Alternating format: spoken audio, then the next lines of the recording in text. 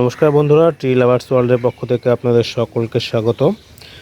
আজকের ভিডিওতে আমি গাছের পোকামাকড় দমনের বিষয়ে আপনাদের সঙ্গে আলোচনা করব। আমরা যাদের ছাদে বাগান করি, ছাদে অথবা বাড়ির উঠোনে যারা বাগান করি, তাদের ক্ষেত্রে কিন্তু কমন একটা সমস্যা হয় যে মিলিবাগের সমস্যা। বিভিন্ন গাছগুলোতে যেমন জবা গাছ বা অন্যান্য যে সমস্ত ফুল গাছ, লেবু গাছ, এই ধরনের গাছগুলোতে মিলিবাগে কিন্তু খুব আক্রমণ করে থাকে। এই মিলিবাগ বা অন্যান্য যে কোনো ধরনের পোকা যেগুলো আমরা খুব সহজেই এই কীটনাশক ইউজ করে যেটাকে আমরা দমন করতে পারি। তো এই কীটনাশক ইউজ করার ক্ষেত্রেও কিন্তু আমাদের কিছু কিছু নিয়ম মেনে চলা উচিত। যেমন আমরা কিন্তু কীটনাশক বা এই যেগুলো ইনসেকটিসাইড আছে এগুলো কিন্তু আমরা মাসে একবার নর্মালে ইউজ করব, অথবা যদি দেখি পোকার আক্রমণ বেশি হয়েছে তখনই কিন্তু আমরা সাধারণত এটাকে ইউজ করব। তো আমার গাছে মিলিবাগের আক্রমণ হয়েছে, কিছু কিছু গাছে আমি দেখলাম মিলিবাগ আক্রমণ করেছে। তো এই জন্যে আমি এখানে রোগো যেটা আছে সেটা আমি ইউজ করব, এবং রোগোর সঙ্গে আমি কিছুটা আছে নিম তেল, এই নিম তেলটা আমি ইউজ করব। তো এটা সাধারণত 1 লিটার জলে 1 ml করেই কিন্তু নেওয়া যায়। তো আমার যে দুটো যেহেতু কিছুদিনের পুরনো হয়ে গেছে, তো পুরনো হয়ে গেলে এই কার্যকারিতা কিছুটা কমে যায় বিধায় আমি এই দুটো একসঙ্গে কিন্তু মিশিয়ে ইউজ করব 1 লিটার জলে।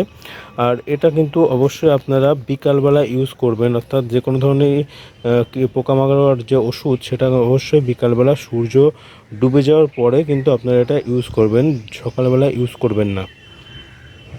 লক্ষ্য করুন, আমার এই লেবু গাছে কিন্তু কিছু মিলিবাগ লেগেছে। এই যেগুলো সাদা সাদা দেখতে পাচ্ছেন এগুলো হচ্ছে মিলিবাগ। এখানেও কিছুটা মিলিবাগ লেগেছে। মিলিবাগ লাগার পরে সেই মিলিবাগের ওপরে আবার পিঁপড়েও লেগে গেছে মিলিবাগগুলো খাওয়ার জন্য।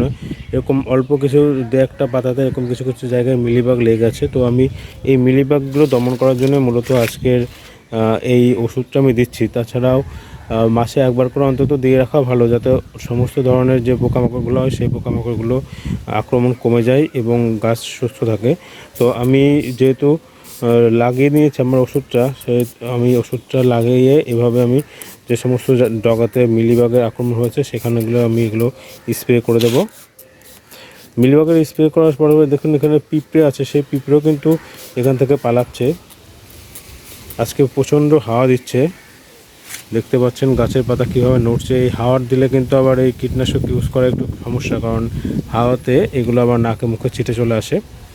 তো অবশ্যই যখন আপনারা কীটনাশক ইউজ করবেন, কীটনাশক বা অন্য যে কোনো ওষুধ বা ভিটামিন যাই দিন, আপনার লিকুইড যেটা ইউজ করুন সেটা স্প্রে করার সময় নাকে অবশ্যই মাস্ক ইউজ করে নেবেন, এতে আপনার নিজেরও সেফটি থাকবে। তো বন্ধুরা, আজকের মতো ভিডিও এখানে শেষ করছি। এই ছোট্ট ভিডিওতে আপনাদেরকে জানালাম যে কিভাবে আপনারা গাছে পরিচর্যা করবেন বা গাছে যখন মিলিবাগ বা এই ধরনের পোকামাকড় লাগে সেই মিলিবাগ বা পোকামাকড়গুলো কীভাবে দমন করবেন।